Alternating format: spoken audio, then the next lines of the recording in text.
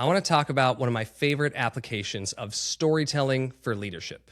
It's about change management, and it comes from the classic tale of the bull in the china shop. Now, I have a 3-year-old, and he's been making me watch Ferdinand the Bull, the movie, over and over again. I've watched it 10 times in the last 2 weeks. So I am very familiar with the story of Ferdinand the Bull entering the china shop. Looks like this. Oh no. Okay, think thin.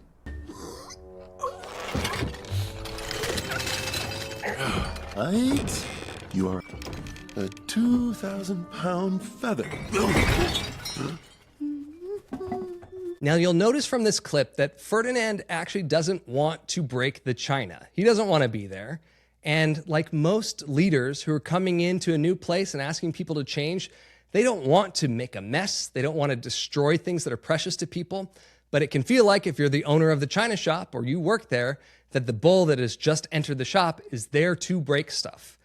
Now, this is a bit of a paradox. As a leader, you want people to feel comfortable with the change that you're asking for. But if you're a giant bull in a china shop, you're going to break stuff.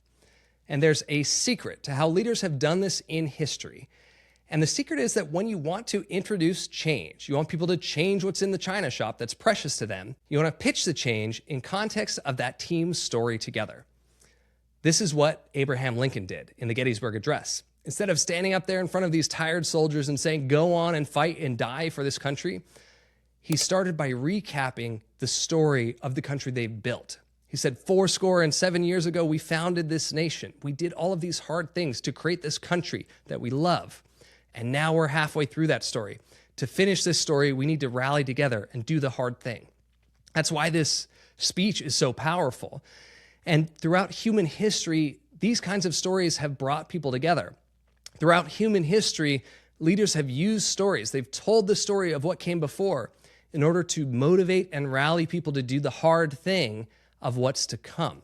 This is sort of like we've built the china shop. We love this china. And now the bull has come here. And instead of saying, I got to get through this china, we got to move things, I'm going to break things, it's saying, let's pack up the china together and reminisce and appreciate this china so that we can clear space for the next thing that we need to do. We've already climbed so far in this mountain range. Let's talk about that climb, that journey, the success, the failure, the changes that got us here. And then after we've done that, let's talk about that next mountain peak that we're trying to get to. So throughout human history, great leaders have done this. So this is how, instead of being the bull in the china shop that breaks the china, you can be the one that helps create something new with your team together.